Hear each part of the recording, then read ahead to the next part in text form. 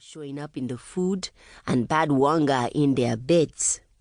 But Mr. Pierre was more frightened to see woman's business. So outside he stayed, saying it was more decent. What decent could mean to we with black blood? Whoever feared for my decency? Niger woman spoiled, fine as any lady. She'd best watch herself. Slightest thing she did that mispleased that Bakra man, he'd pack her off out of his little house. I went to turn up the hem of Georgine's dress. She gasped, flinched. I sighed. Can't examine you with all this cloth in the way. She considered, set her mouth firmly.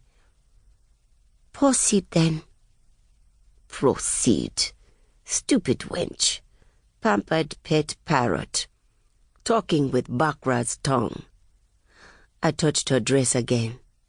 A soft cotton hand-me-down from some Bakra's wife, and dyed a yellow pale like ripe guavas. The fabric caught on the calluses of my hands. I ruched it up around her waist, exposed her smooth legs, her pouting belly, her bouboon lips covered in black crinkly hair. She was even paler where the sun didn't touch her.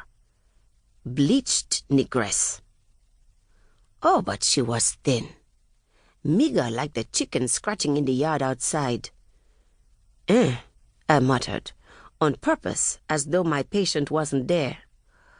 Would think the hair on the little bobot would be pale like the skin. Georgine gave a small sound, made to push the dress back down with her hands. Stopped. Good.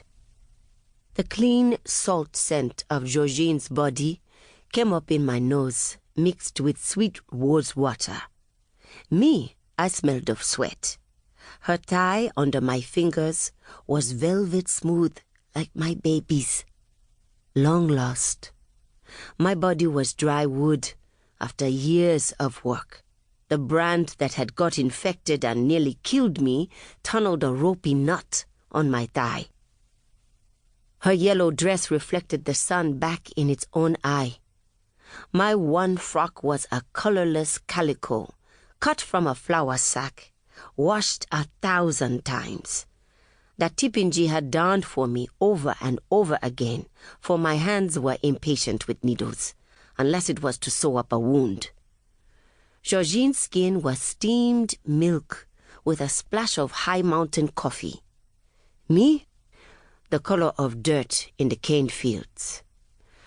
I poked and prodded at Georgine's belly while she tried not to squirm. I took my time, in no hurry to get back to the fields. My back was thanking me for having a rest. When did you get pregnant?